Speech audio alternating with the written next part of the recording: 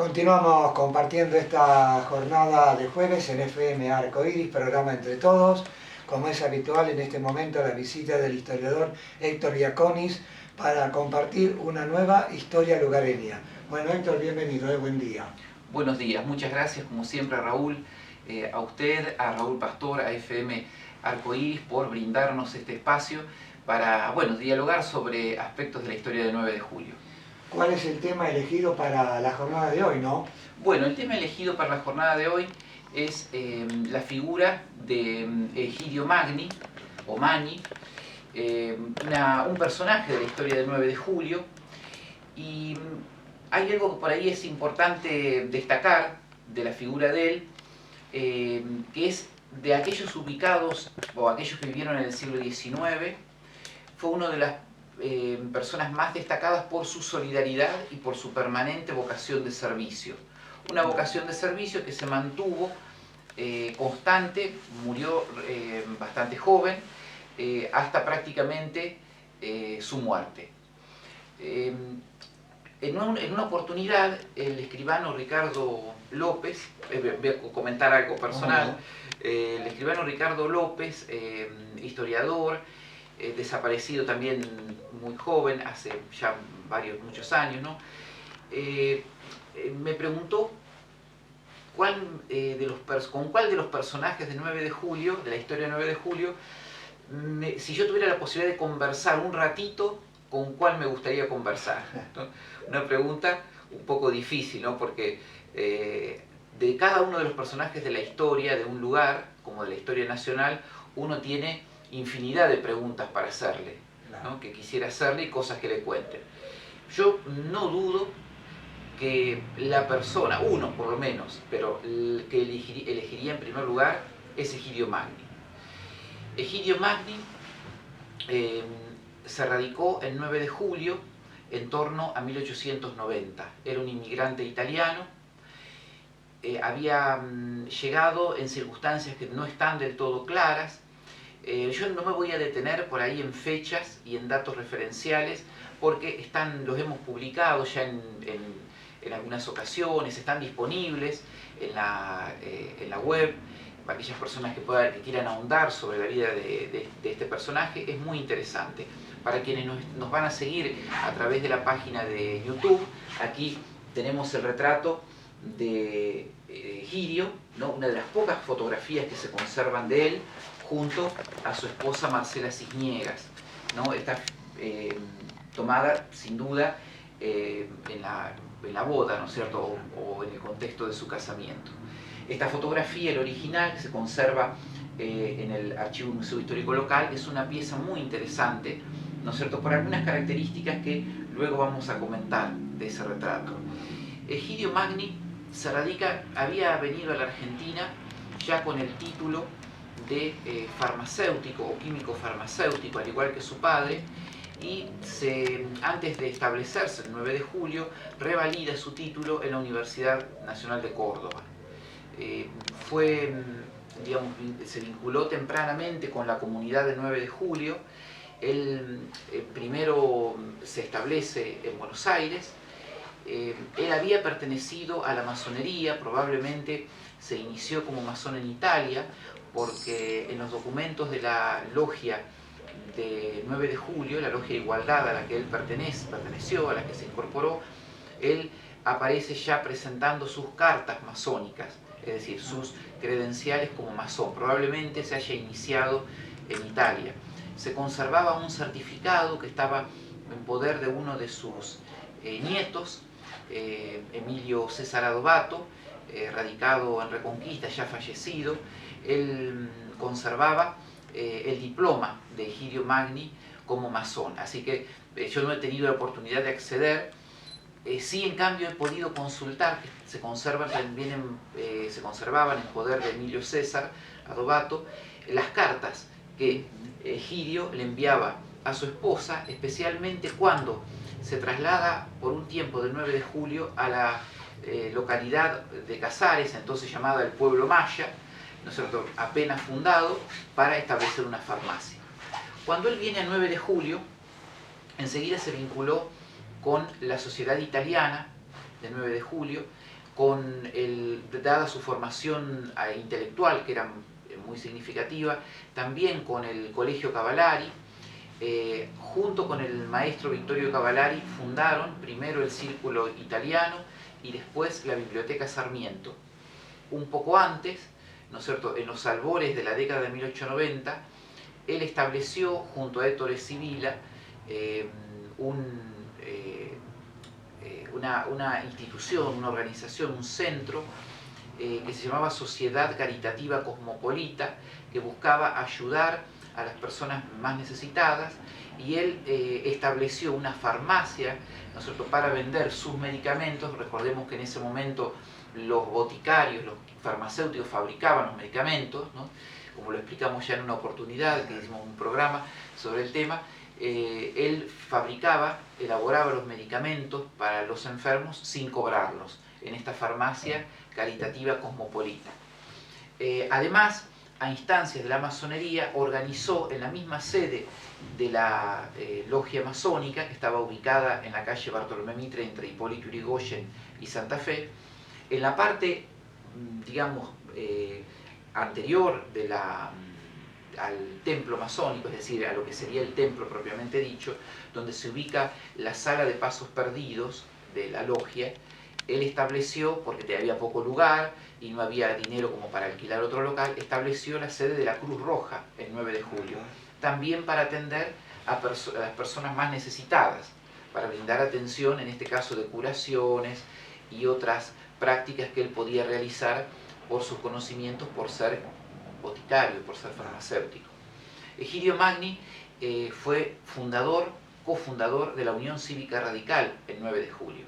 Gracias a la generosidad de su bisnieta, Cecilia Rastelli, que nos ha permitido mostrar estas reliquias, que son de su propiedad, que son un legado de su mamá, que era nieta de Egidio Magni. Vamos a poder ver algunas de las pertenencias que se conservan de él, ¿no? Y así poder evocarlo en sus distintos aspectos, ¿no? Por ejemplo, para quienes nos están escuchando a través de la radio, les recordamos que lo van a poder ver a estas imágenes a través de YouTube, para que puedan ver los documentos que exhibimos.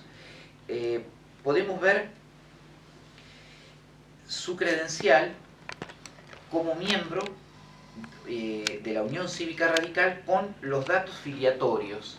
Este es un documento del año 1893, apenas fundada la Unión Cívica Radical, ¿no es cierto?, que él al mismo tiempo, bueno, conserva, digamos, el sello, porque estos eran otorgados por el Comité Nacional, ¿no es cierto? Recordemos que él es fundador del Comité Local del 9 de julio, pero él, en su carácter de miembro de la Unión Cívica Radical, el Comité Nacional le extendió esta credencial para, digamos, filiatoria. Y al reverso vamos a poder ver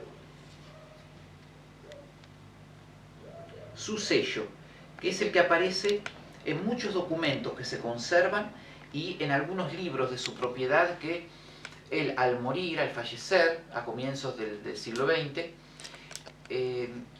los dona a la biblioteca del Colegio Cavallari. Eran sus libros de farmacia y algunos otros libros de literatura y demás. Tras su muerte, mejor dicho, su esposa, Marcela, los dona, tal vez por indicación de él, a la biblioteca del Colegio Cavallari, donde él había sido profesor y había integrado las mesas examinadoras. Y al disolverse la biblioteca del Colegio Cavallari, los fondos, los libros que pertenecían a la biblioteca, se dividen en dos grandes grupos. Uno va a la biblioteca de la Escuela Normal Superior y la otra parte va a la biblioteca de la biblioteca José Ingenieros, al acervo de la biblioteca José Ingenieros. Bien, una parte de los libros que pertenecían a la biblioteca de la Escuela Normal Superior fueron transferidos al Museo y Archivo Histórico Local. Ahí se encuentra, por ejemplo, una enciclopedia de farmacia que perteneció a Egidio Magni y que tiene este sello, este mismo, que era su sello. Como decíamos, él perteneció a la masonería, fue un masón muy activo. Y esto acá acredita que al mismo tiempo él estaba afiliado a la masonería italiana agrupada en la República Argentina. Y esta es una credencial de aporte, ¿no es cierto?, a esta masonería italiana que digamos, estaba establecida en la ciudad de Buenos Aires, ¿no? Recordemos que en esa época, observemos que este documento es de 1892, él ya figura desde luego como radicado en 9 de julio, porque él ya en 1891 estaba establecido en 9 de julio. Él digamos, su pertenencia a las logias no podemos establecer con certeza si en Buenos Aires perteneció a alguna logia masónica. Inferimos que sí, porque probablemente él apenas se establece en la República Argentina se vinculó con sus hermanos masones. Hay una medalla de la inauguración del templo masónico de la logia masónica de Barracas, que era de su propiedad, lo cual hace pensar, por la antigüedad, que esta es de 1887, haya tenido que ver con esta logia. Se llamaba Logia Hijos del Trabajo del Valle de Barracas, ¿no? Para los masones el valle es el lugar donde vamos a poner la medalla para ver si Raúl la puede tomar. Le vamos a girar para que se vea.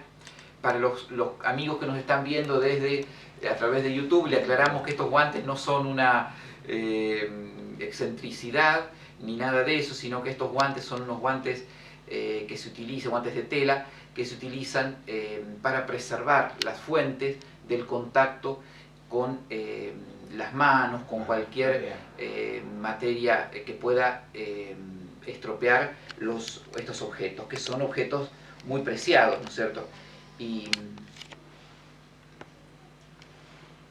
Y vamos a mostrar también, referido al personaje que hoy nos ocupa, una pertenencia tal vez la más personal de todas, que es su billetera, ¿no? Es un objeto, digamos, muy interesante porque conserva, digamos, las características de las billeteras de varón de entonces y al mismo tiempo, en un compartimento, el retrato de su padre, en una albúmina.